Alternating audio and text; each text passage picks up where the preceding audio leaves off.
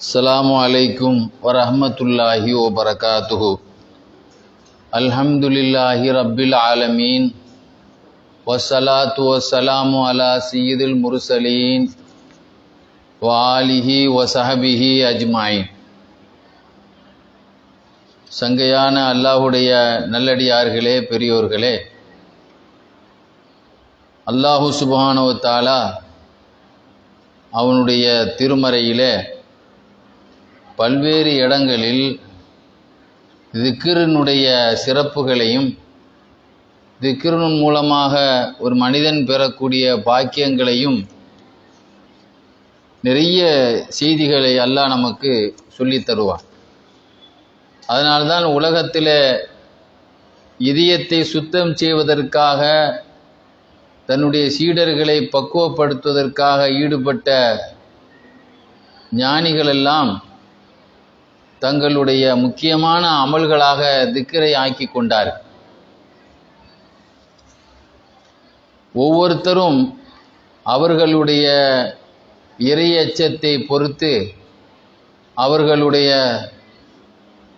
ஈமானினுடைய உள தூய்மையை பொறுத்து அந்த திக்ருக்கு பவரையும் சக்தியையும் பெற்றுக்கொண்டார்.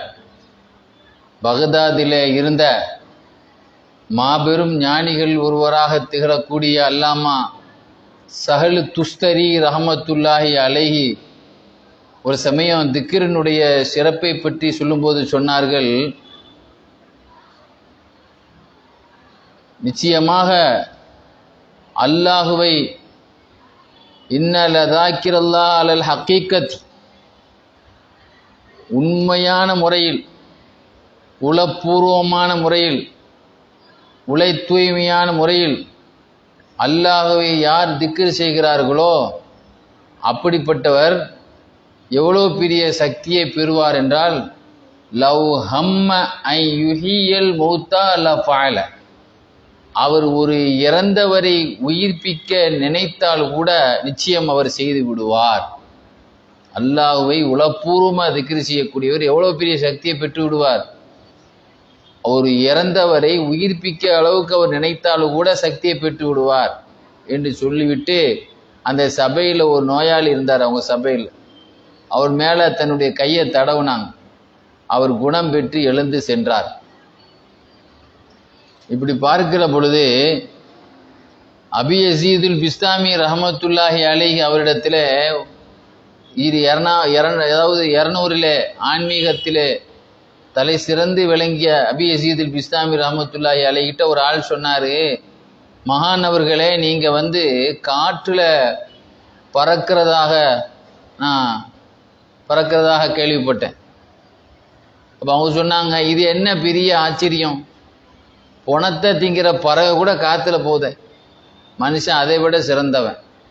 இதை பெருசாக என்னை பார்த்து கேட்குறீங்க, நீங்கள் காற்றுல பறக்கிறதா கேட்குறீங்களே, பிணத்தை திங்கக்கூடிய பறவை கூட எதில் பறக்குது, வானத்தில் ஆகாயத்தில் பறக்கு, மனுஷன் பறவை விட சிறந்தவன் அப்படின்னு சொல்லிட்டு, இதெல்லாம் சிறப்பு, ஒரு மூமின் பறவை விட சிறந்தவன் சொல்லிட்டு சொன்னாங்க, நான் எனக்குன்னு ஒரு பழக்கத்தை வச்சிருக்கிறேன். இந்த திக்ருடைய முறைகளில் திக்ரு செய்கிறதுல எனக்குன்னு சில ஒழுக்க முறையை நான் வச்சிருக்கிறேன். என்ன ஒழுக்க முறைன்னா, அது 1 நாள் 2 நாள் பழக்கம் இல்லை, எனக்கு 1 வருஷம் 2 வருஷம் பழக்கம் இல்லை, சுமார் 30 வருஷமாக அந்த பழக்கத்தை நடைமுறையில் நான் இருக்கிறேன். என்னன்னா, இன்னலி முந்து சலாசீன சனா, எனக்கு 30 வருஷம் பழக்கம். குல்லமா அரத்து அதுக்குரல்லாக, நான் அல்லாஹுவை திக்ர் செய்யும் போதெல்லாம் முதல்ல வாயை கழுவிக்கிடுவேன், என்னுடைய நாவை கழுவிக்கிடுவேன். சுத்தமாக என் வாயை வச்சு தான் நான் அல்லாஹ்வை திக்ர் செய்வேன். ஜிலாலல் இல்லா, அல்லாஹுக்கு நான் கொடுக்குற ஒரு மரியாதைக்காக என்னுடைய வாயை நான் மிஸ்வாக்கு பண்ணாமல், ப்ரெஸ் பண்ணாமல் நான் திக்ர் பண்ணதே கிடையாது. அது 30 வருஷமாக நான் அதில் இருக்கிறேன்னு சொன்னாங்க. இப்படி பார்க்கிற பொழுது இறைநேசர்கள் தங்களுடைய தவ வலிமையில் தாவூத் அலைஹிஸ்ஸலாம் திக்ர் செய்யும்போது அவங்க கூட சேர்ந்து யால் ஜிபாலு அவ்விபி, அல்லாஹ் சொல்லி காட்டுற மலைகளே தஸ்பீ செய்யுங்க, யார் கூட சேர்ந்து? தாவூத் அலைஹிஸ்ஸலாத்தோடு சேர்ந்து நீங்களும் சேர்ந்து ஒரு மஜ்லிஸ் திக்ர் சபை, அதாவது கூட்டா சேர்ந்து தஸ்பீஹ் செய்யுங்க பறவைகளே, தாவூத் நபியோடு சேர்ந்து. அப்போ தாவூத் அலைஹிஸ்ஸலாத்தை தஸ்பீஹ் செய்ய சொல்லும்போது பறவைகளையும் மலைகளையும் சேர்த்து மொத்தமா சேர்ந்து தஸ்பீஹ் செய்யுங்க, ஒரு மஜ்லிஸா செய்யுங்கிறான்ல. இறைநேசர்களுடைய வரலாறுல அபுன் நஜாவுல் கவி என்ற ஒரு பெரியவங்க இருந்தாங்க. ஹிஜ்ரி 916 வாழ்ந்தவங்க. அவங்க ஒரு மனுஷருக்கு லா இலாஹ இல்லல்லாஹ் அப்படின்னு சொல்லி கொடுத்தா, அந்த திக்ர அவங்க சொல்லி கொடுத்தா, அந்த சத்தத்தை அங்க இருக்கக்கூடிய எல்லாமே கேட்குமா. எந்த அளவுக்கு? உணர்வற்ற கதவு, ஜன்னல், எதெல்லாம் அங்க உயிர் இல்லையோ அத்தனையும் அந்த லா இலாஹ இல்லல்லாஹ் என்று தன்னுடைய ஒரு சீடருக்கு சொல்லி கொடுத்தா, அபுன் நஜாவுல் கவி ரஹமத்துல்லாஹி அலைஹி ஹிஜ்ரி 916 மரணிச்சவங்க. அவங்க ஒரு கலிமாவை, ஒரு லா இலாஹ இல்லல்லாஹ்ங்கிற வார்த்தையை ஒரு சீடருக்கு, ஒரு மனிதருக்கு சொல்லி கொடுத்தால் அதனுடைய சத்தத்தை ஏன்னா எல்லாமே கேட்பார். அவர் மாத்திரம் அல்ல, அத்தனை பேர்கள். அந்த அளவுக்கு அவருடைய தஸ்பீஹுக்கு உயிர் இருந்ததை எழுதி காட்டுவாங்க. அது மாதிரி பார்த்தீங்கன்னு சொன்னா அஷேஹு ஹசனுல் ஆஃபி ரஹமத்துல்லாஹி அலைஹி அவங்களுக்கு ஒரு திக்ர் மஜ்லிஸ் இருந்தது. அதுல பல்லாயிரக்கணக்கான பேர்கள் அந்த திக்ரில் கலந்து கொள்வாங்க. அப்படி கலந்து கொள்ளும் பொழுது அவங்களுடைய இந்த 10,000 பேர் இருக்கக்கூடிய அந்த திக்ரு சபையில மஜ்லிஸ்ல சலசலப்பு சத்தங்கள் இருந்தது. ஆட்கள் சேரும்போது சத்தங்கள் கூடும் இல்லை. அப்போ முதல்ல சொன்ன அவங்கள பார்த்து அந்த ஷேக் ஞானி சொன்னாங்க, வாய சைக்கனை பண்ணாங்க, அமைதி, வாய அமைதியா இருங்க, திக்ர் மஜ்லிஸ்ல அமைதியாயிருங்கன்னு என்ன செய்தாங்க. அந்த சபையில சலசலப்பு சத்தம் கேட்டது. அது யாருமே அவங்க சொல்ல கேட்கல, பேசிக்கிட்டே இருந்தாங்க. உடனே அந்த திக்ர் மஜ்லிஸ் நடந்து கொண்டிருந்த அந்த சபையினுடைய மத்திய சென்ட்ரல் பகுதிக்கு வந்தாங்க. என்ன செய்தாங்கன்னு சொன்னா, தன்னுடைய காலை ஒரு வச்ச ஒரு மிதிச்சாங்க. நடுவில் நின்றுக்கிட்டு 10,000 பேர் நின்னாங்க. ஒவ்வொருத்தரும் ஒவ்வொரு ஏரியாவில் போய் விழுந்திருக்காங்க. அந்த திக்ருடைய சபையில ஒழுக்கத்தை பேணாம சதம் போட்டு இருந்தவங்களை பார்த்து முதல்ல சைக்கனை பண்ணாங்க, அமைதின்னு. யாருமே கேட்கல. நடுவில் நின்றுக்கிட்டு என்ன செய்தாங்க, தன்னுடைய காலால் ஒரு வச்சாங்க. அத்தனை பேரும் ஒவ்வொரு ஏரியாவில் போய் விழுந்து கிடந்தாங்களாம். அதே மாதிரி அல்லாமா ஜும்அத்துல் யஹ்யா என்ற ஒரு பெரியவங்களுடைய வரலாறு எழுதியிருப்பாங்க. அல்லாமா யூசுஃபின் நபஹானி ரஹமத்துல்லாஹி அலைஹி. இவங்க முஅத்தினாக இருந்தவங்க. இந்த ஜும்அத்துல் யஹ்யா அப்படிங்கிறவங்க இவங்க பெரியவங்க. இவங்க ஒரு முஅத்தினாகவும் இருந்திருக்கிறாங்க இந்த ஞானி. இவங்க ஒரு சமயம் பாங்கு சொன்னாங்க. பாங்கு சொல்லிட்டு கீழே இறங்குனாங்க. இறங்கும்போது அதுக்கு பள்ளியாசலுக்கு பக்கத்தில் ஒரு கிறிஸ்டின் இருந்தார். அப்போ இந்த பாங்கு சொன்ன இந்த ஞானிகிட்ட கேட்டாரு, என்ன உங்க பள்ளியாசல்லாம் சீக்கிரம் முஸ்லீம்கள் கெட்டக்கூடிய பள்ளியாசல்கள்லாம் சீக்கிரம் இடிஞ்சு விழுந்துருத, பழுதாயிருத. ஆனா எங்களுடைய சர்ச்சுகள் எல்லாம் காலமாக அல்லவா நீண்ட காலம்லாம் இருக்குத, இது என்ன காரணம் அப்படின்னு சொல்லி, என்ன ஆச்சரியம், எங்க இது ரொம்ப காலம் இருக்கு, ஆனா உங்க இது சீக்கிரம் போயிருத, உங்க பள்ளியாசல்லாம் சீக்கிரம் பழுதாயிருத அப்படின்னு சொல்லி கேட்டதுக்கு அப்ப அவங்க சொன்னாங்க, ஏன் காரணம் என்ன தெரியுமா, எங்கள் யாராவது ஒரு ஆள் அல்லாஹு அக்பர் என்று சொன்னால் என்று சொல்லும்போது ஷேக் சத்தத்தை உயர்த்தி சொன்னார். அவங்களுடைய குரலால் என்ன சொன்னாங்க, எங்கள் யாராவது ஒரு ஆள் நாங்கள் எப்படி சொன்னா அல்லாஹு அக்பர் என்று சொன்னால் அப்படின்னு சொல்லும்போது சத்தத்தை உயர்த்தும் போதே மலைகள் எல்லாம் அப்படியே நடுங்குச்சான். அங்கே இருக்கக்கூடிய மலைகள் எல்லாம் திடீர்னு அங்கே ஒரு வெடி வச்சு தகர்த்தா அன்னைக்கு எப்படி சவுண்டு கேட்குதோ அது மாதிரி என்ன செய்யுது, பயங்கரமாக சவுண்டு கேட்டுச்சான், அசைவு கொடுத்துச்சான். இதை கேட்டவுடனே, இந்த சத்தத்தை கேட்டவுடனே அந்த கிறிஸ்டின் காய்ச்சலே வந்துச்சு. எங்களுடைய பள்ளிவாசல் ஏன் சீக்கிரம் பழுதா போகுது நீ கேட்குற, எங்களுடைய பள்ளிவாசல்களில் அல்லாஹு அக்பர் இந்த குரல், இந்த ஒரு தடவை நான் சொன்னதுலேயே மலைகள் எவ்வளோ சவுண்டோடு அது எதிரொலிக்குது. அதனுடைய பலகீனத்தையும் அந்த அல்லாஹ் மீது பயத்தையும் காட்டுது. அல்லாஹ் குரானில் சொல்லி காட்டுறான், இந்த மலையின் மீது குரான் இறக்குனா அது அல்லாஹ்வுடைய பயத்தில் சுக்குநூறா நொறுங்கி இருக்குங்கிறான்ல பயத்து. அப்போ எந்த அளவு அதனுடைய நடுக்கத்தை பற்றியா? இதனால தான் பல ஆயிரக்கணக்கான லட்சக்கணக்கான அல்லாஹு அக்பர்கள் அந்த பள்ளிவாசலில் கேட்டு கேட்டு கேட்டு அந்த பயந்து அதெல்லாம் சீக்கிரம் அது பழுதாயிரு. உங்கள் பள்ளிவாசலில் அப்படி ஒரு திக்ருகளும் இல்லை, அதனால் உங்கள் சர்ச்சுகள் எவ்வளோ பெரிய காலம் இருக்குதுன்னா அதுக்கு எந்த உயிரும் இல்லை, அதில் எந்த விதமான திக்ருகள் அதுக்கு அந்த அந்த சத்தத்தை கேட்டுக்குண்டான ஒரு பவர் இல்லை அதுக்கு அப்படின்னு சொல்லி அந்த பவரான அந்த நிலையை அங்கனையே செய்து காட்டினான்.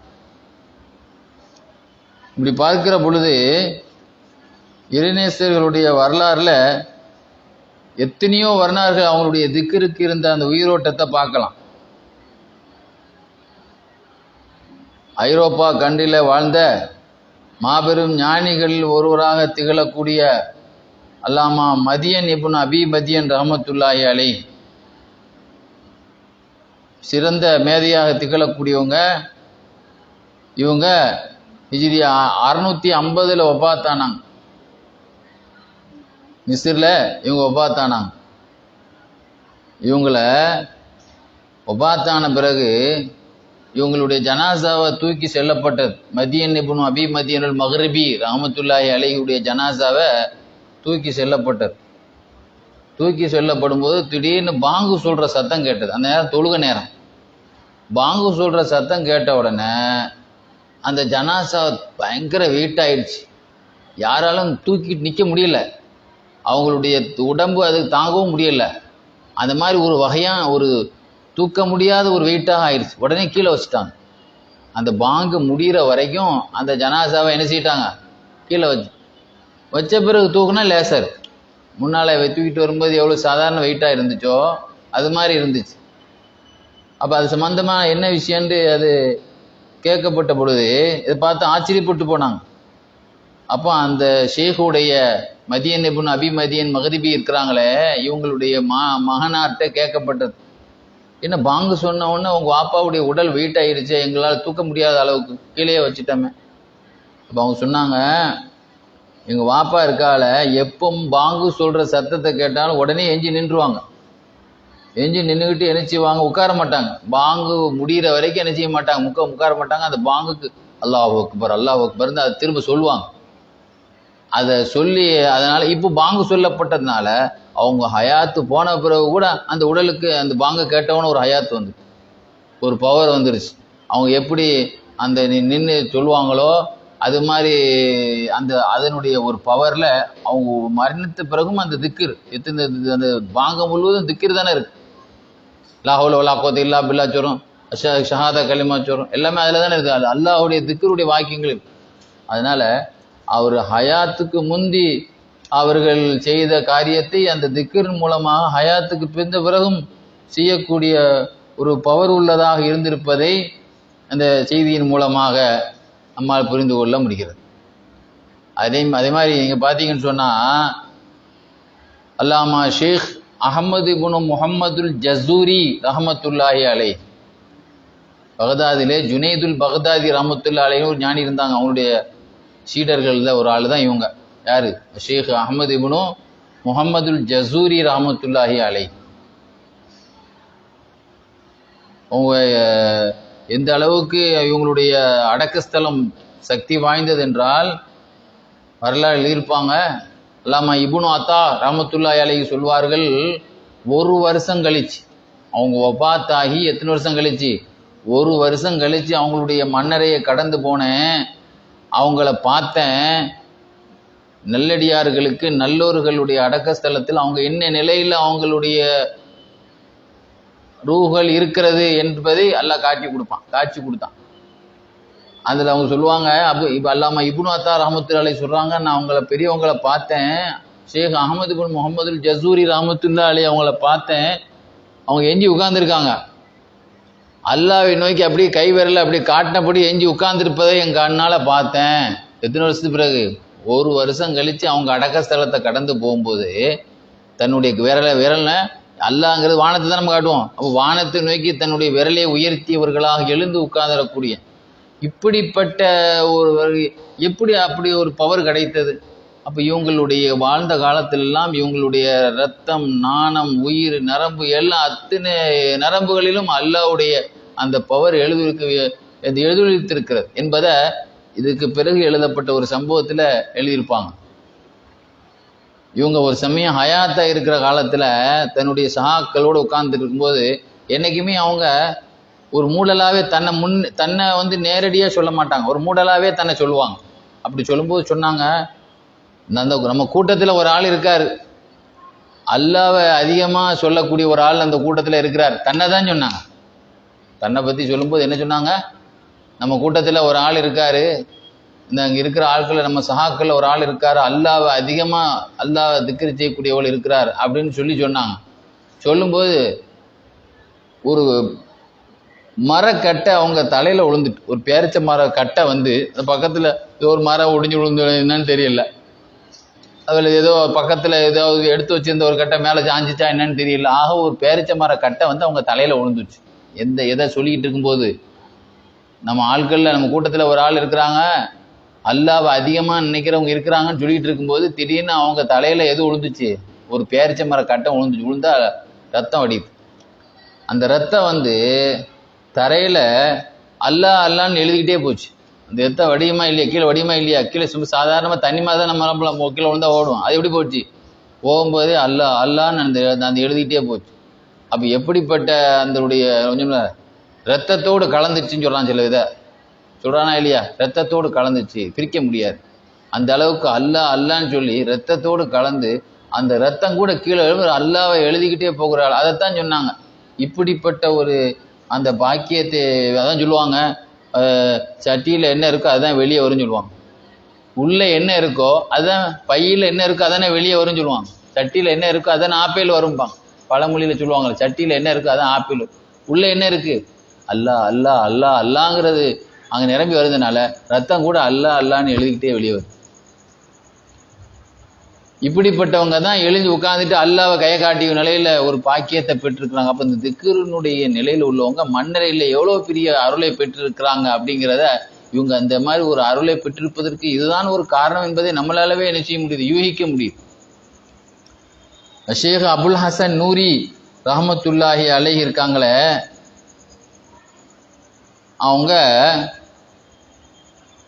அவங்கள பற்றி ஒரு செய்தி எழுதியிருப்பாங்க. ஒரு சீடர் வந்து சொன்னார், எங்கள் குடும்பத்தில் உள்ளவங்களுக்கு இந்த குழந்தைகள் சில நேரத்தில் சில பேர்களுக்கு தொடர்ந்து பிறந்துகிட்டே இருக்கும், சில நேரத்தில் சில வருஷங்கள் தாமதமாகும், சில 5 வருஷம் கழிச்சு எப்படிலாம் இருக்கத்தானே செய்யுது. என் குடும்பத்தில் சில காலம் குழந்தை பிறக்குதல் நின்று இருந்தது. என் குடும்பத்தில் சில நேரத்தில் வந்து ஒரு சமயம் குழந்தைகள் பெறுவதுங்கிறது நின்று இருந்தது, தடைபட்டிருந்தது. அதை வந்து என்னுடைய ஞானி இவங்கள்ட்ட வந்து சொன்னேன், அபுல் ஹசன் நூரி, ஷேக் அபுல் ஹசன் நூரி அவங்கள்ட்ட வந்து சொன்னேன். உடனே அவங்க என்ன சொன்னாங்க, அவங்கள்ட்ட வந்து சொன்னேன், இது மாதிரி என்னுடைய குடும்பத்தில் குழந்தை பேற்று நின்று விட்டது, அது பழையபடி என்ன செய்யணும், தொடரணும் அப்படின்னு வந்து சொன்னேன். அதனால் நீங்கள் ஏதாவது எனக்கு ஒரு ஓதல் ஒன்று எழுதித்தாங்க அப்படின்னு சொல்லி என்ன செய்தேன் சொன்னேன். இப்போ அந்த காலத்தில் இந்த கண்ணாடி பாத்திரத்தில் எழுதி என்ன செய்வாங்க, அதை இந்த மையை வச்சு எழுதி கலக்கி குடிப்பாங்க. அந்த காலத்து பழக்கம் அது. இந்த மாதிரி இந்த பேப்பரில் எழுதி இந்த இதில் போடுறாங்கல்ல, அந்த மாதிரி போடாமல் அந்த கண்ணாடி பாத்திரத்திலே என்ன செய்வாங்க, அந்த எழுதுகிற மாதிரி மை, அது குடிக்கிற மாதிரி மைய, அந்த மையை வந்து கலக்கி என்ன செய்யலாம், குடிக்கலாம். அந்த மாதிரி மையாக இருக்கும் அது. இந்த மாதிரி பேனா மை கிடையாது அந்த காலத்தில் உள்ளது. அப்போ அவங்க என்ன செய்தாங்க, ஒரு கண்ணாடி பாத்திரத்தில் பிஸ்மில்லா ரஹ்மான் ரஹீம் எழுதுனாங்க. பிஸ்மில்லா ரஹ்மான் எழுந்தவொடனே பார்த்துட்டு டபான்னு உடஞ்சி கீழே விழுந்துட்டு, கீழே நொறுங்கிட்டு, அந்த பிஸ்மில்லா எழுந்தவொடனே உடங்கி விழுந்துட்டு. 2வது பாத்திரத்தில் கொண்டு கொடுத்தேன். அப்பவும் பிஸ்மில்லா ரஹ்மான் எழுந்தவன் பாத்திரம் நொறுங்கிட்டு. இப்படி 5 பாத்திரம், 1வது இல்லை 2வது இல்லை 3வது 4வது 5 தடவை. இப்போ அவங்க சொன்னாங்களாம், நீங்கள் வேறு ஆள்கிட்ட போய் எழுதி கொடுங்க, ஏன்னா நான் வந்து நீங்கள் எத்தனை பாத்திரம் கொண்டு வந்தாலும் சரி, நான் எழுதுனா இதா தக்கர்த்து மௌலாய, நான் யார் தெரியுமா, இப்போ இன்னி ஆபத்துன்னு, நான் ஒரு அடியான், நான்லாம் அல்லாவை நினைக்க ஆரம்பித்தா சாமானியமாக நினைக்க மாட்டேன், அப்படியே உறைஞ்சிருவேன் அதில். அல்லாவை நான் சொல்ல ஆரம்பித்தான்னா அதுலேயே நினைச்சிருவேன் முழுமையாக. நம்முடைய உள்ளத்தையும் உயிரையும் உள்ளத்தையும் உணர்வையும் நான் அப்படியே உருகிடுவேன். அதனால என் இதா தக்கர்த்து மௌலாய தக்கர்த்துஹு பி ஹைபத்தின் ஓ ஹுலூர். நான் அல்லாவை நினைக்க ஆரம்பிச்சு, நாங்களாம் எப்படிப்பட்ட அடியார்கள் என்றால், அல்லாவை நான் நினைச்சா அல்லாவை கண் முன்னாலேயே கொண்டு வந்து பார்த்து அந்த பீதியில் நான் சொல்ல ஆரம்பிப்பேன். அதை தாங்க முடியாமல் தான் அந்த பாத்திரம் என்ன செய்ச்சு வெடிச்சிட்டு, நீ எத்தனை பாத்திரம் கொண்டாலும் என்னால் உனக்கு இது எழுதி தர முடியாது, என் அல்லாத வேற ஆள்கிட்ட போய் பாருங்கன்னு சொல்லி என்ன செய்தாங்களாம், சொல்லி காட்டினாங்களாம். அது மாதிரி நீங்கள் பார்த்தீங்கன்னு சொன்னால் நக்ஷபந்தியா தரீக்கா இந்தியாவில் இருக்கக்கூடிய, உலகத்தில் உள்ள நக்ஷபந்தியா தரீக்கா இந்தியாவில் பிரபலமாக இருந்த காலம் ஒரு காலம் இருந்தது. அதில் அல்லாமா முஹம்மது மாசூம், அந்த ஷேகுமார்களில் அந்த தரீக்காவில் உள்ள ஷேகுமாரில் ஒருவங்க தான் முஹம்மது மாசூம் ரஹமத்துல்லாஹி அலைஹி. 3 வயசுலேயே லா இலாஹ இல்லல்லாஹ்னு களிமா சொன்னாங்களாம். 3 வயசு குழந்தையா இருக்கும்போது, 3 மாச குழந்தையா இருக்கும்போதே, 3 வயது 3 வயதுல இருக்கும்போதே என்ன செய்தாங்க, 3 மாதமா இருக்கும்போது, ஆமா அவளை பத்தி எழுதுறாங்க, ரமலான் மாதம் வந்து தாய்ப்பால் குடிக்க மாட்டாங்க. ரமலான் மாதம் இப்படி நோன்பு மாதிரி அவங்க நினைச்சு தாய்ப்பால் குடிக்க மாட்டாங்க, விளங்குதா? அவங்களுடைய எல்லா பிள்ளைகளும் ரொம்ப நாள் ஆன பிறகு தான் பேச ஆரம்பிக்கும். ஏன்னா அவங்க பிறந்த குழந்தையா இருக்கும்போதே நினைச்சிருக்கிறாங்க, பேசியிருக்கிறாங்க. அதே மாதிரி 3 மாதத்திலேயே குர்ஆனை மனப்பாடம் பண்ணியிருக்கிறாங்க. அவ்வளோ பெரிய சக்தி வாய்ந்தவங்க. ஏன்னா அவங்கள்ட்ட குழந்தையா இருக்கும்போதே அற்புதம் வெளிப்பட்டது. அவங்களை பற்றி எழுதுவாங்க, அவங்க காலத்தில் ஒரு சூனியக்காரன், நெருப்பு வணங்கியா இருக்கக்கூடிய ஈரானில் நெருப்பு வணங்கில் பாரசீகர்னு சொல்லுவோம் இல்லை, அது மாதிரி ஒரு நெருப்பு வணங்கி அவன் வந்து என்ன செய்தான், நெருப்பை பற்ற வச்சு அவன் அவனும் அவனுடைய சகாக்களும் உள்ளே போய் உட்கார்ந்தாங்க. உட்கார்ந்து சூனியத்தை செய்துட்டு அந்த சூனிய கலையை நம்ப வைப்பதற்காக வேண்டி அதை தன்னுடைய ஆட்களோடு நெருப்பில் போய் உட்கார்ந்து என்ன செய்தான், அதை உண்மைப்படுத்தி காட்டினான். உடனே என்ன செய்தாங்க, மகான் முகமது மாசூம் ரஹமத்துல்லாஹி அலைஹி இருக்காங்களே, இவங்க என்ன செய்தாங்க, இவங்கள்ட்ட சொல்லப்பட்டது. உடனே என்ன செய்தாங்க, பெரிய அடுப்பை பற்ற வைங்க, இவன் சூனியத்தை நிரூபிக்கிறதுக்காக நெருப்பை இருந்து காட்டினானா இல்லையா, நாளைக்கு அது உண்மையில்லை ஆயிரும் அது. அதனால தன்னுடைய சீடர்களை என்ன செய்தாங்க, ஒரு பெரிய பிரம்மாண்டமான ஒரு நெருப்பை தெப்பட சொல்லி தன்னுடைய சீடர் ஒருவர் போய் உள்ளே போய் உட்காந்து, ஏன்னா உள்ளே போய் நீங்கள் போய் உட்காந்துட்டு வாங்கன்னா, அந்த சீடர் உள்ளே போய் உட்காந்து திக்கரில் ஈடுபட ஆரம்பித்தார். திக்கர் செய்துட்டு இருந்தார். திக்கர் முடிச்சுட்டு வெளியே வந்து பார்த்தா அந்த நெருப்பில் அவர் கரியவே இல்லை. இதை பார்த்தவொன்னே உடனே அவன் என்ன செய்யறான், இவங்கள்ட்ட இருந்து நம்மளுடைய சூனியத்தை பரப்ப முடியாதுன்னு அதுக்கு போட்டியாக இவங்க திக்கரை வச்சு வெண்டுட்டாங்களே இல்லையா, அதனால அவன் அதை இடத்த விட்டே ஓடிட்டான்னு சொல்லி வரலாறுல எழுதி காட்டுவாங்க. இது மாதிரி இதனுடைய சக்திகள், திக்கருடைய சக்திகள் இருக்கிறதே, அதுக்கு என்ன இல்லை, அதுக்குரிய எல்லையே கிடையாது என்று வரலாறுல நிறைய சான்றுகள் இருக்கிறது. அல்லாஹ் தஆலா நம்முடைய திக்கர்களையும் அதனுடைய சக்தி உள்ளதாக ஆக்கியுள்ள புரிவானாக.